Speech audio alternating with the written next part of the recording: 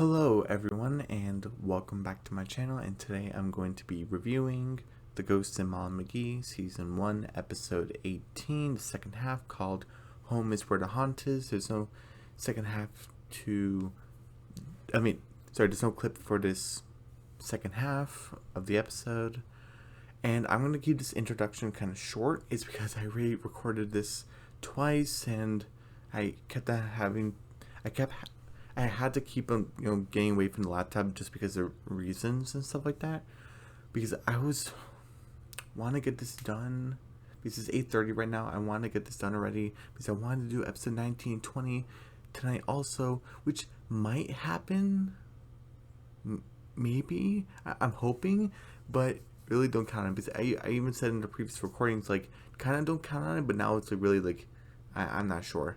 But if it happens, it happens. But I definitely want to get the second half of episode 18 done, because the story is, with the first half, the editing process took longer than realized. So when I published it last night / really early this morning, when I published it, the HD setting was still in progress. So if you watched the video while that was happening, it says, oh, it's still like in progress. I'm sorry about that, but if it happened to be finished and you watched it, hope you enjoyed.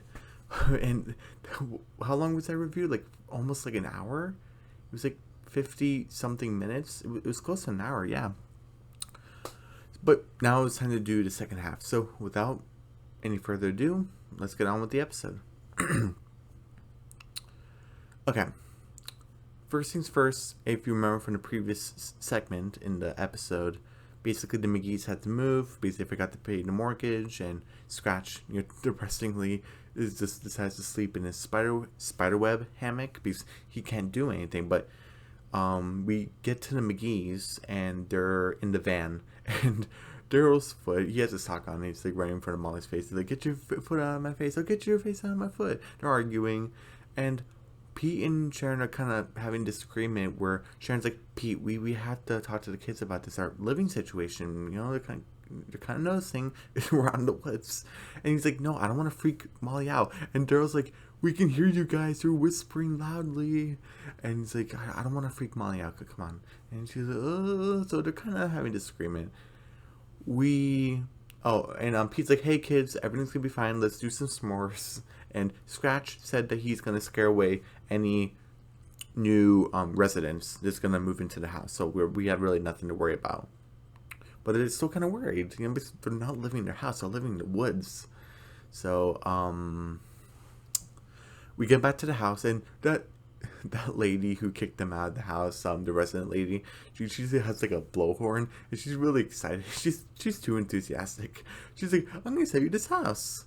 And she goes into the house, and it's very creepy. Scratch cut the power out. There's a gigantic spider. Not too gigantic, but it's a good size.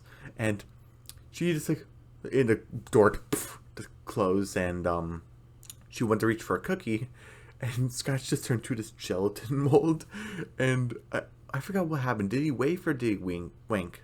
I think he winked. Yeah, he winked, and she just got out of there. And she's like, "Do you want to send the paperwork?" No, she's out of there.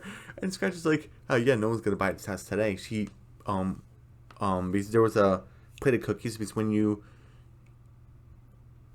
yeah, because I never really moved anywhere besides into my dorm, but this is like a college, they don't really do this. I mean, at least I don't remember. But I think usually for houses and 2-story houses, when you are gonna sign a lease for a house, they usually have like a platter of food, not like a buffet, but like a plate of cookies or something to make it more housewarming, like kind of make it feel like a home or something. Because why else would there be a plate of cookies there for that? Because even Scratch said, "Oh, raisins. You can't sell a house with raisins." So, in the comments below, is that an actual thing? Because I believe it is, but I could be wrong. But yeah, me too, Scratch. I don't like raisins. But if you do, I guess it's your thing. We get to school, and Mom's so depressed, and Libby goes to Molly, "Hey Molly, can we go to your house and try out my new click clock dance?" Which is TikTok. I don't really like it, but if Libby's into it, okay, good for you. And Molly's like, "Ooh, my house. Oh no, why can't we go to your house?" So the bookstore, because that's where Libby lives, in the second floor. And she said, "Oh, my mom's doing her poetry slam, her angry poetry slam," and she's just like saying, she's being really angry. She's like freaking out the turtle in the cage, like, oh my goodness. And she's like, "You do not want to disturb that woman. Like, you trust me." She's like, "Okay." Pretty funny. Um, but that makes sense. She would want some me time. Yeah, it makes sense. Um, and she's like, "Oh, I actually, even if we could do it at your house, I actually can't because I signed up for geology club." And I was like, "Ooh, I love geology." Kind of studying rocks and stuff, and crystals. They seem pretty interesting. And and Libby's like, "Oh, you signed up for a club? I didn't know that. Oh yeah, I just forgot to tell you. I'm sorry. Oh, it's okay. You want to join with me?" She's like, "Oh, I'm okay." Libby's a little bit like, "Oh, that's kind of weird that you just brought geology like out of nowhere." But like, yeah, sure, okay. Because Libby's like, "Yeah, it could be fun." We get to the club, and Andrea is the seems like the leader or the president of it, and that's pretty cool. And I like the metaphor where she says, "Oh, rocks, they seem boring, but I'm glad you guys came to geology club anyway," because she breaks it open. Even though it seems boring on the surface, it seems beautiful. It seems crusty on the outside, but it seems beautiful and pure in the inside. And it's kind of a metaphor maybe for her that she's good in the inside or something. Maybe that's why she wanted to take the club. Maybe, or she just probably thinks rocks are cool. Maybe, who knows? Because it can't be for money because she's rich. So, um, and basically Libby's like, "Hey Molly, are you okay?" Because Molly's just slamming the hammer in the geode. He's like, "Yeah, everything's fine." He's like, "Are you sure there's not like a reason why you don't want to go into your house?" Because she's kind of worried. And by the way Libby was talking, maybe this just like how I read it, maybe. But it seemed to me, she's like, "Is there a reason why you don't want to go home?" Kind of in a situation like, "Are you running away?" That's the vibe I got from how Libby was phrasing it. But it could just be another situation on Libby's part, like the way she was phrasing it. I don't know. That's the way I brought it up. And she's like, "Oh no, the real reason we can't be we're infested with roaches. They are merging with rats. They're rat roaches." Oh jeez, I would not be able to live there. No, no, no, no, no. And she's like, "Molly, I'm your best friend, and you have a record of not telling the truth." Yeah, it was Scratch. That was a big secret, and I'm glad Libby forgave her because, yeah, she's crawling on the walls. She's like, "Nope, I'm sticking with rat roaches." How are you able to do that? Whatever. Um, we get back to the house, and another client just bursts out the door like, "I'm not living here." She's like, "Okay, that's it." She goes inside. Oh dang, I was like, this lady got guts.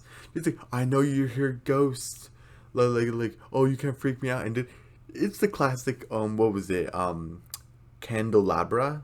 It's like floating in the air, very haunted mansion. And he's like, "Oh, I'm just gonna bring in more clients. You can't stop me." And by the way, it's very cliche. And the candelabra. And Scratch goes back in his blue form. He's like, "It's very classic." I agree, Scratch. I don't know what's wrong with this lady. um, so that was funny. Um, then we get back to Molly. I probably had the scenes mixed up. I'm sorry. But basically the song "Everything's Totally Normal" is really funny. It's not my. I don't think it's my favorite song in the entire of the second half of season 1, but it's pretty good. It's up there, like top 5 or 6. And she's like, everything's totally normal. We both have homes that we can totally play, but everything is totally normal." Oh my goodness. And she's like, "Oh, I'm gonna try a new club. Geology, kung fu." And we actually saw. I know I'm stepping away from the song. We actually saw Sheila again. That's her name, right? Sheila. The one with the glasses that was about to become Molly's best friend, because it's between 3 people, but Libby ended up being the main one. So Sheila kind of became like a tertiary 4th level character, kind of like side character.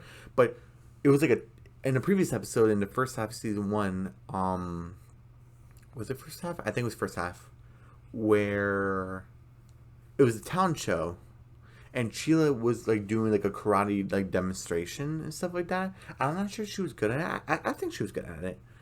And so we saw that. And now in the song, unless I'm remembering wrong, but I'm pretty sure she was there when Molly was doing kung fu. Sheila was there again. Are we? Is this setting up like a kung fu Sheila episode? Like giving her the main focus, maybe? I wouldn't be against it because I always say like I would like a character, even a side character, to get like a main focus as long as you do it right. Again, like I mentioned again, that Daryl episode wasn't the best. I don't think it was bad, but definitely wasn't the best. So that's why I kind of don't want to. I don't want another main focus episode unless we get into gardening, like I mentioned in the first half of the review, which is the most recent video I posted in the most recent review, which was the first half of this episode, where Daryl was taking care of Venus flytraps. I was like, oh, maybe we can get into botany or something, or like gardening or stuff like that, and agricultural science. Like that could be a main focus for him, but as long as you do it right, I don't want to talk about it anymore. But the ending of that episode, of the Daryl episode, I mean. But besides that, so yeah, maybe we could get a Sheila focus episode about her and karate. I don't know. I would like it. Yeah, because we had a bunch of Livy centric episodes, and those I think are the best. So yeah, maybe we can hop into Sheila territory. Maybe. Let's see. Oh, it's just, kung fu, cooking, pottery, and she's just it spills in Libby's face. She's like, oh my god, I'm so sorry, Libby. And she's like, normal. And she's like, yeah, you're very convincing. Like, oh my goodness. But Libby says her best friend, so she's just gonna go with it. She's like, yeah, whatever, Molly. Okay. You're definitely not normal. And there was even like what was it, like a engineering class or construction class where they were actually building houses. I'm not sure how far Libby was with completing it, but Molly was almost done. But she was in the painting stage, but she was painting just like what looks like her house, and she's just crying on the table. And Libby just has this concern. Look, like Molly, like what's going on? But she didn't even have to say anything. But that look, like Molly, you gotta say something other than everything's normal, because everything's not. Um.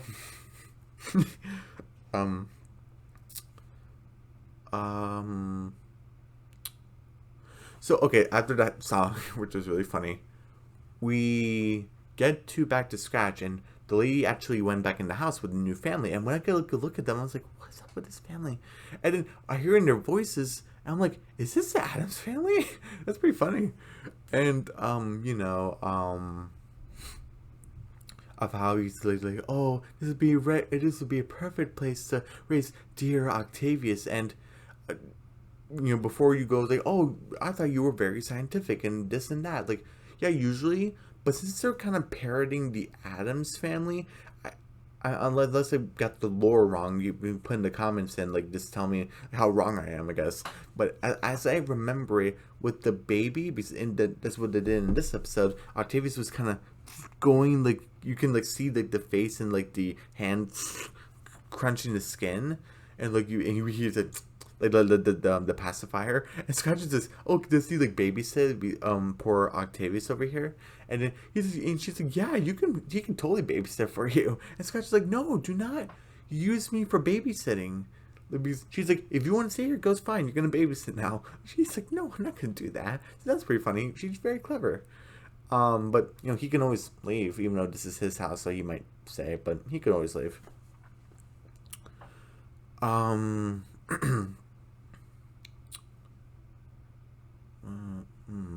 was I gonna say? So yeah, so that was very creepy. The whole baby scene, that was pretty creepy. We get oh, right. So now we get to Andrea and her dad. I guess her dad's wearing jorts or something. Okay. Like, I think they're like jogger shorts. And he's like, yeah, we're gonna build like a new warehouse here. I'm like, oh, okay. As long as you're not gonna do anything bad with the environment or something, like, I'm sure everything's gonna be fine. But who knows? Andre's kind of hearing something. He's like, oh, what's going on? And we have Molly talking to Daryl, and sorry. And she's talking to Daryl, saying that, like, I am like in what was it? What was it, like 20 clubs, and I'm president of like 11 of them. I guess no one really wanted to join the club, so that's pretty interesting. And like I keep on lying to Libby, I don't want to do that again. And what if someone spots us and then Andre's like, "Hey, Molly, like, what's going on?" Because they seem to be on pretty okay terms. As of what happened with what was it? Oh, it was a charity thing with the whole chocolate bars or with chocolate turtles. No, it was chocolate bars. With Molly kind of helped Andrea with that whole situation, and also with the Christmas thing, where she kind of helped Andrea be the Snow Queen and stuff like that. And they were kind of on the same side where Andrea's dad needed to, put more funding into Christmas and stuff for the Christmas parade. So they seem to be on pretty okay terms. It's okay, not great, but it's okay. And so, and she's like, "Hey, Molly, like, what's going on?" And she's like, "Oh my God, Andrea, like everything's totally normal." And she's like, "Okay." And then they're like, "Oh, we're just camping out in the woods." And Daryl's like, "Yes, like by choice." Want a s'more? Because Daryl's kind of being a good host, like a little bit. I don't know, maybe just because Andrea's famous, but he's like, "S'more?" Because they're not poisoned or any danger. They're not filled with like rats or something like the trick, or he's not trying to sell it, but he's just offering a s'more. Oh, that's nice.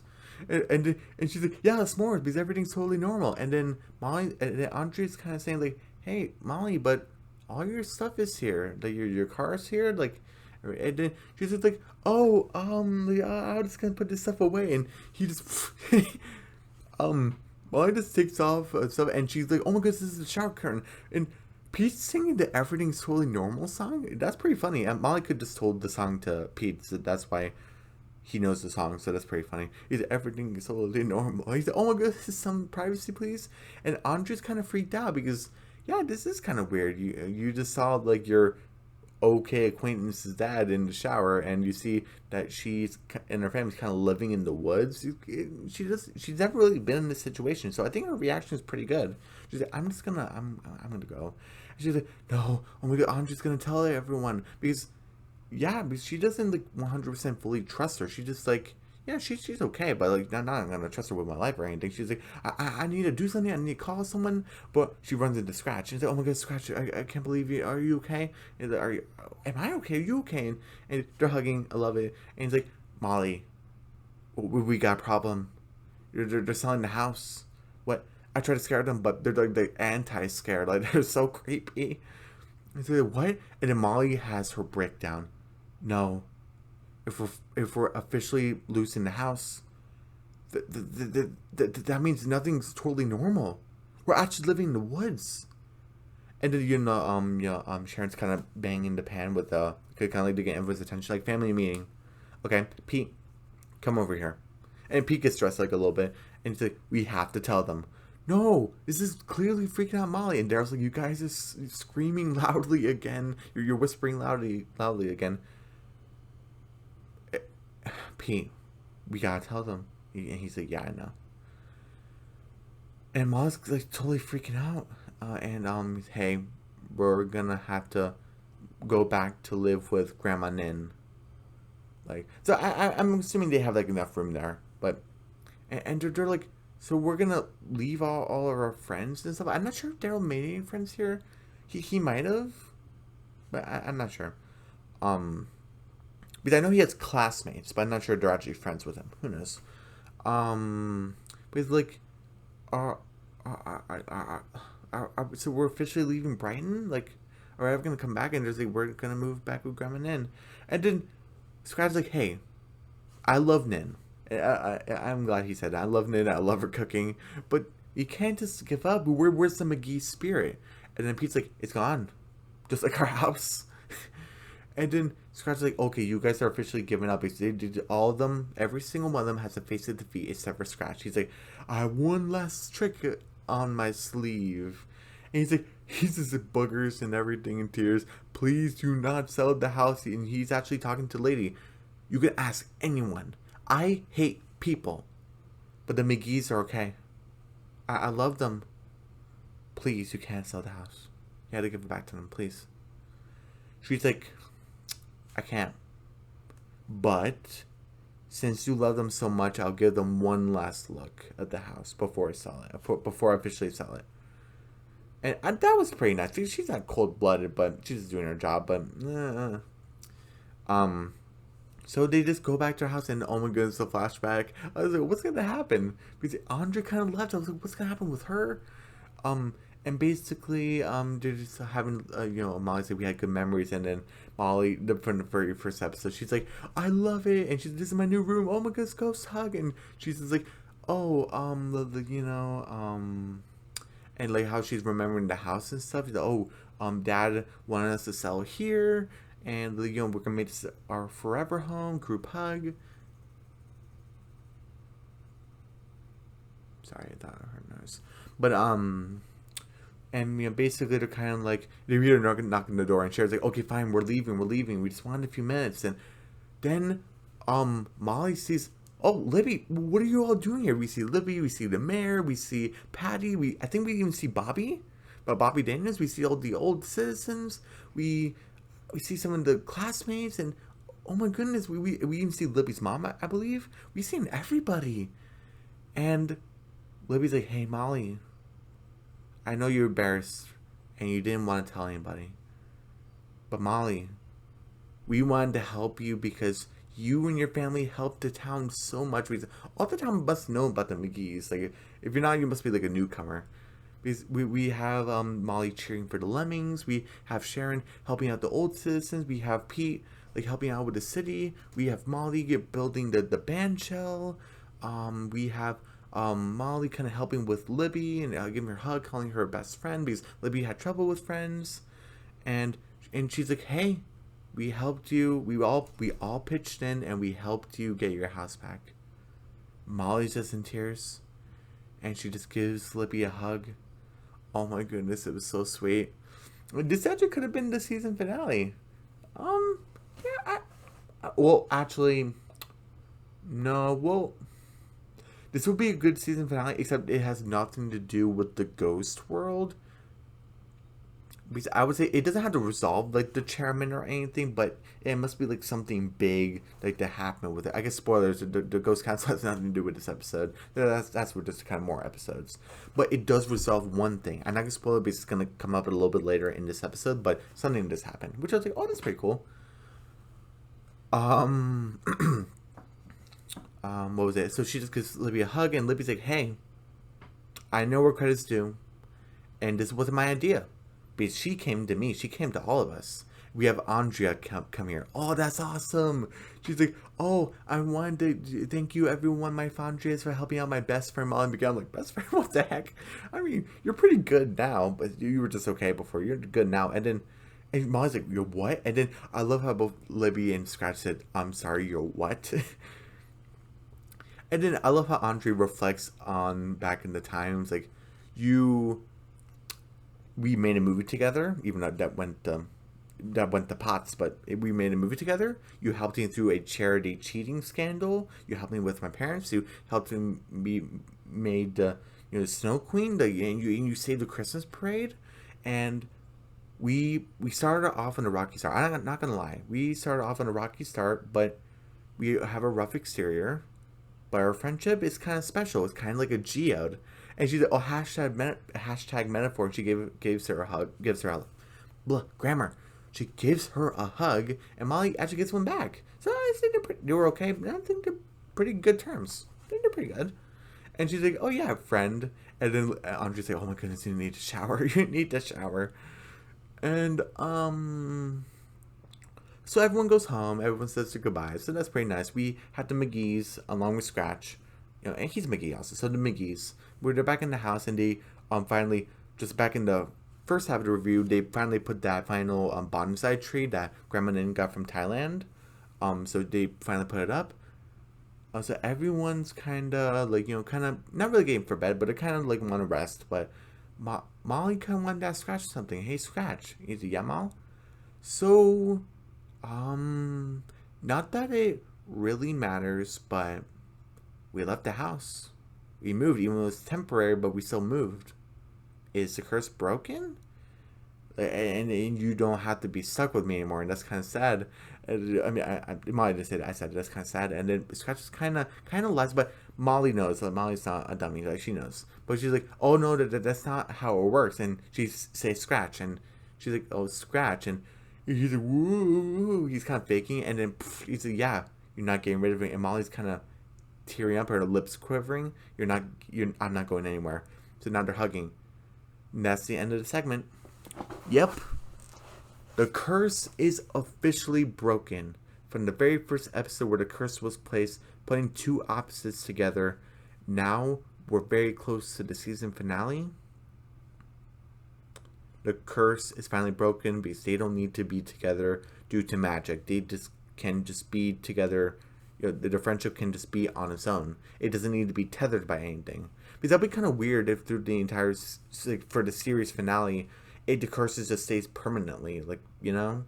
And it's like, oh, the only reason why they're together and tethered together is just because of magic and not because of their own free will. So I'm glad that kind of the curse is broken. So I was like, oh wow, that was like the main plot point. The curse and the ghost council figuring out about Scratch and Molly's friendship. Those were the two main plot points. And there was like a mini plot point with Libby finding out about Molly's secret about Scratch, but that was kind of resolved. So I guess two big ones and one mini one.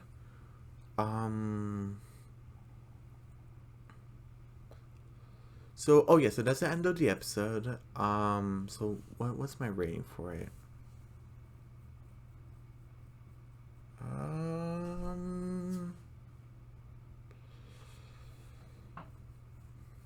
Hmm.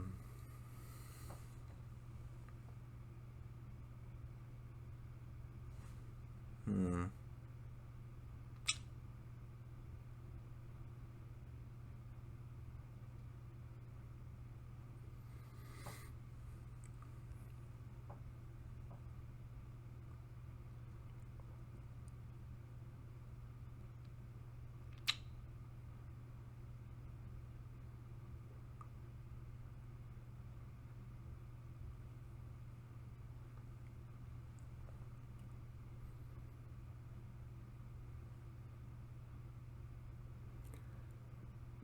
I really want to say 10 out of 10, and maybe I just might say 10 out of 10 because it's like, it's fantastic. But the only thing is just that, I know it's cartoon logic, but my brain is a stickler and I just can't get over it. Remember when Molly said, like, rat roaches and they're crossbreeding? She was, like, crawling on the wall. Like, you shouldn't be able to do that. If Scratch was possessing you or was, like, in you, but you still had kind of control, then maybe, or if you had ghost powers. But since that's not the case, you shouldn't really be able to do that. Unless it's a common thing with humans, but that's never addressed. So, yeah, it's kind of bugging me just a little bit. So, 95. Yeah, this was a fantastic episode. Okay, so what did I... Right, the first half, thank goodness I remembered. The first half I gave was an 85, and this was a 95. So, 90. Episode 18, fantastic episode. Solid 90. So yeah, everyone, don't forget to subscribe to my channel, hit the notification bell, give me a big thumbs up, leave a comment down below, don't forget to share the video, and I'll see you guys possibly later today for episode 19 and 20, which I think it's, now episode 19 is Scaring is Caring, and the second half is called... I can't remember the second half. I only want to say the first half anyway, but it's called Scaring is Caring. So, okay, I'll possibly see you guys for that, or by any chance, because I don't want to do episode 19 if I'm not going to do episode 20. So by any chance, if I'm not going to do that, episode 19 will be tomorrow for Monday, and episode 20, the season finale for season 1, that will be Wednesday. Yeah? Yeah. Which may happen, and that's not too bad. And we're treading along. We're treading along. You know, we're choppy waters. But yeah, so I'll see you guys either later today or tomorrow for Monday for that. Yeah, it was Monday, Wednesday, Saturday, Sunday. So yeah, that'll be 2 days. Yeah, okay. So yeah, I'll see you guys then for that, okay. Bye.